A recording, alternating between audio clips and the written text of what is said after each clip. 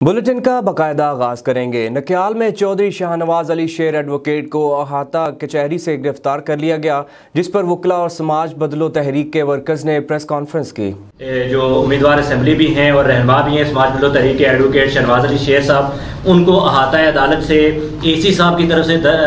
दर्ज की गई जो बोगस FIR है उस पर गिरफ्तार किया गया है, जिसकी हम भरपूर मजम्मत करते हैं। और यहाँ पे मौजूद जो इंतज़ामिया है उसको ये बावर करवाना चाहते हैं कि हमारे जो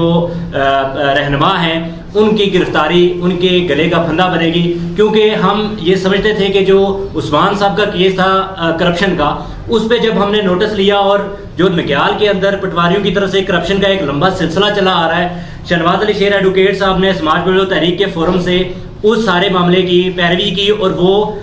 जो थे वकील भी थे उस्मान साहब के। मैं ये पैगाम देना चाहता हूँ वज़ीर आज़म आज़ाद कश्मीर को, इस वक्त नक्याल इंतज़ामिया, ज़िला इंतज़ामिया, उन SP साहब से मेरी बात आज भी हुई, पहले भी हुई, वाइस चेयरमैन साहब ने भी उनसे बात की कि जब तक ये तस्वीया हाल नहीं होता,